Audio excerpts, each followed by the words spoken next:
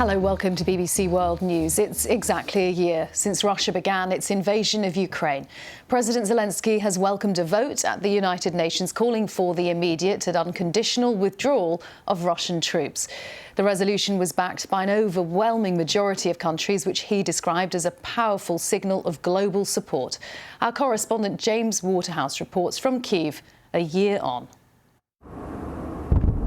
A thud, marking the moment when Ukraine and the world changed forever. Much bigger land grab. We've just heard a siren go off for the first time. We haven't heard that before. After months of build-up, 150,000 Russian soldiers crossed the border. Millions headed the other way. A country under attack, with its people caught in the middle. Where Russia retreated, horrors were revealed. Ukraine's president became a wartime leader. His video addresses now a nightly ritual. Moscow is still framing this as a defensive war.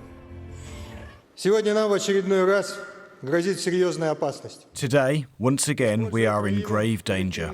Using Ukraine, the collective West is seeking to dismember Russia, to deprive it of its independence. These attempts are doomed to fail. The United Nations has voted to demand Russia stops its invasion. Today, the UK is going to urge countries to support Ukraine for as long as it takes. For now, in the West, there is broad unity. But that could change the longer this war goes on. Ukraine has reclaimed some of what was taken, like here in her song. Complete liberation is a long way off. James Waterhouse, BBC News, Kyiv. Well, let's talk to the BBC's Russia editor who's in Moscow, Steve Rosenberg. Steve, 1 year on, is it possible to tell how much support this continuing war has there? It's quite a lot of support, really. I would say around maybe 2/3 of the Russian public back it. Maybe 15% of people here are totally, completely, utterly, almost rabidly behind the war, to the extent that they would be happy to see Ukraine wiped off the face of the earth. Maybe 50% of the Russian public loyally support Vladimir Putin and the special military operation, partly because the propaganda in the state media here is so powerful and is telling Russians from morning till night that this is a just war. And Steve, hearing Vladimir Putin talking this week, a very defiant, very confident sounding Vladimir Putin, what gives him that confidence, and is it genuine?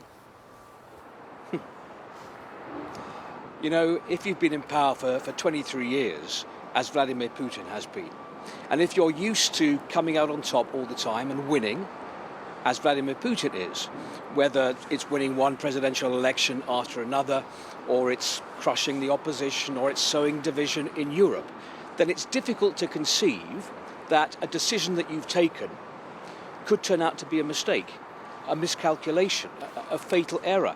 I think Vladimir Putin cannot conceive that he could lose this. Plus, I think he's being pushed on, fueled by an almost messianic belief that it is his historic duty to recover lands he believes belong to Russia, belong in a Russian empire. It's almost as if he wants to recreate in some shape or form the Russian Empire. And there's a practical point to make here too. I think he's counting on Ukraine fatigue in the West. He's in this for the long haul. He believes he has the resources to secure some kind of victory here. And I think he hopes that America and Europe will get tired of backing Ukraine with money and with weapons. That may well be another miscalculation, but I think it's something he's hoping for.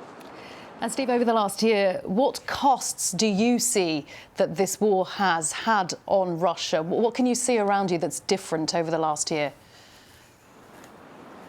Oh, so much is different. I mean, very often it feels to me like this is another country. You know, when you hear the parallel reality that is being portrayed in the media here, telling you all the time that Russia didn't start this war, Russia didn't invade Ukraine, Russia never starts wars, it only finishes them. Portraying Russia not as the aggressor, but as the victim here, and accusing the West of starting this war. That's very different. And also Russia feels now like a country on a war footing. Everything is being mobilized to support the special military operation, whether it's school children being told to write letters to Russian soldiers on the front line, or whether it's Russian factories and enterprises having to make various supplies and items for the war effort. Putin has made it clear to his people and to the Russian elites that things are not going to go back to the way they were before, that everything has changed. And he made that very clear in his New Year's address when he was delivering the speech, and behind him were men and women in uniform. That was a visual message to the people that this is now a different place. Steve, do stay with us if you will. We're going to get the perspective from Brussels from Jess Parker there. But let's talk to James Waterhouse, who is standing where he was standing exactly a year ago in Kyiv. James, to you, how different do things look today?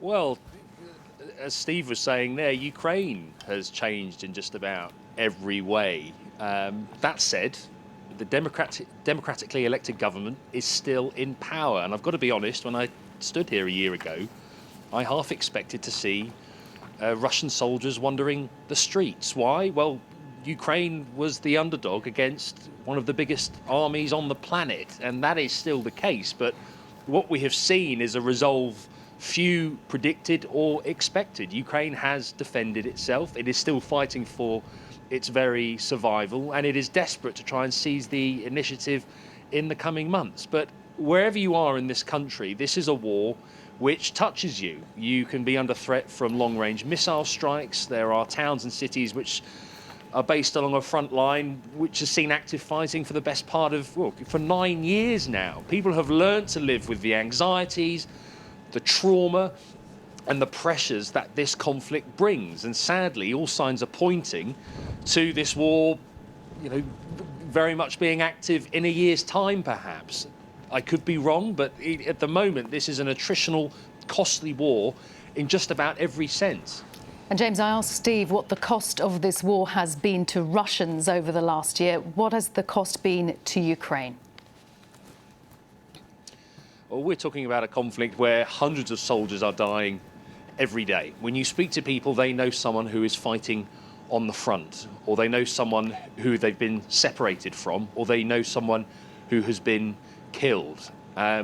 While Ukraine ultimately won the Battle of Kyiv, a month into the attack on the capital, Russian forces were forced to retreat. But what we have seen in this part of the country, as well as elsewhere where there's been liberation, you start to realise as the tide recedes just what has taken place. This is a country that has seen towns and cities almost destroyed. Families have been torn apart, and there is overwhelming evidence of war crimes being committed.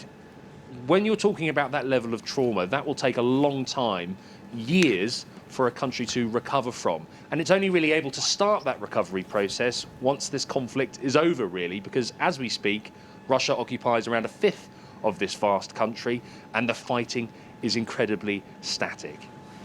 And to you, Jess, in Brussels, Europe and the US have been so supportive over the last year, but how firm might that support remain, given the huge costs to other parts of the world as well?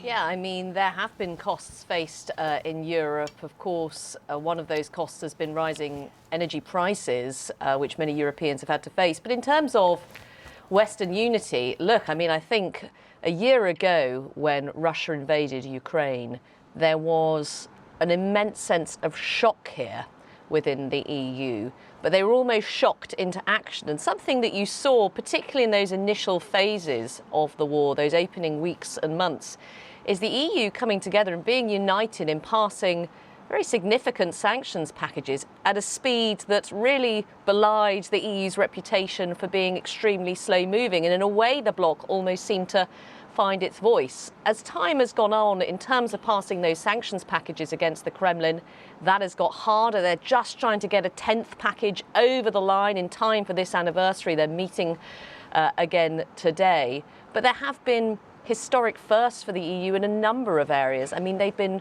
essentially funding weapons to a third-party conflict. That was seen as a historic first here for the bloc. In terms of that unity, look, some nations, particularly Poland, the Baltic states, have persistently been more hardline in saying we must support Ukraine, we must make sure Russia doesn't win. And sometimes countries like Germany and France have been accused of being a little bit more hesitant. But I think overall in the last year, when you look at EU unity, it is largely held together with some exceptions. Notably, Hungary has always been has started to be pretty critical of EU sanctions against Russia. But over the past year, I think as a whole, they'll feel that they have held together. But the question now, as we're discussing, is what happens next. What you'll hear from people here in the European Union is that they will hold firm, they will support Ukraine. But of course, public opinion is also key. Politicians essentially, of course, in charge of the individual member states, and then they bring their voices here, and they'll always be watching the public mood.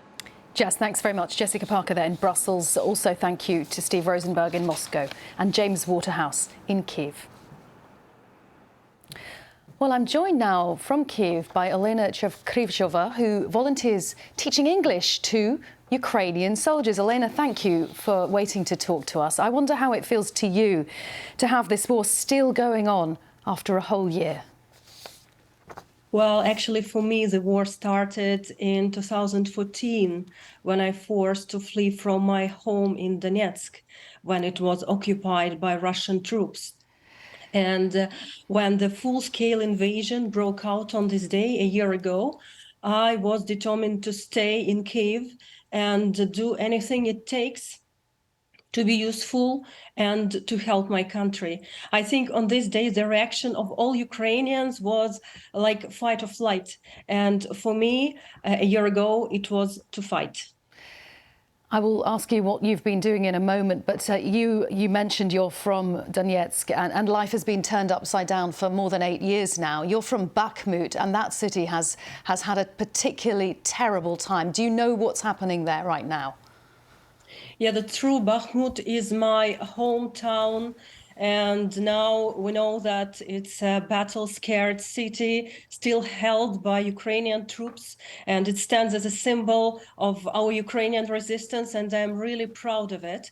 But when I come across those videos and pictures and reports from Bakhmut, I see my family home, which is ruined, burnt, with windows blown out. I see my school, which is a historical building built a century ago, which is now totally destroyed. And, the streets of Bakhmut, which I know like the back of my hand, are dilapidated. The homes of my friends and relatives are destroyed, and it breaks my heart. It's really devastating right now, but I'm sure that the armed forces of Ukraine will hold the city and will free our land from the aggressor very soon. Elena, tell me what you're doing in terms of, you mentioned you chose to fight rather than flight. Tell me what your work composes now. You're teaching Ukrainian soldiers English before they head to the front line. Yes, that's right. I've been teaching English since 2009, being a Cambridge certified teacher, and I used to prepare people for international exams, ran my online language school, and hardly could I imagine that I would ever live in a military base and teach English to the military. But when the when the full-scale invasion started, I decided to do what I can do best. It's teaching. So I moved to a training base, to a military base, to explore the environment, to investigate the needs, requirements, and peculiarities of the target audience of the military. And I developed a course for them. And currently, I'm also teaching English here in Kyiv at the headquarters of a territorial defense unit. And I think that in the nearest future, English will become one of the major courses for the military, because as we can see, Britain has already given us and will continue arming us with modern armor, tanks, APCs, IFVs, artillery and air defense pieces, and they must be used effectively. Elena, that is why I think that Ukrainian military should be also armed with English. Right, so that is why English is so important to soldiers in this war in Ukraine. Elena, one final question. You're actually a native Russian speaker. We've heard Russia try to justify this war so many times by saying the ethnic Russians, the Russian language is under attack in Ukraine. That's why they needed to invade. What do you think of that argument? I think it's nonsense, because there was never any discrimination against Russian-speaking people. And a year ago, I totally switched to Ukrainian in order to prove that Ukraine has its own language and we have to preserve it. And I am convinced that Ukrainian people should speak Ukrainian, and they shouldn't and mustn't use Russian, because the Russian language is the language of the aggressor. Elena Cherkrishova, we are very grateful to speak to you today. Thank you very much joining us there from Kyiv, but originally from Bakhmut, which has seen so much in this war.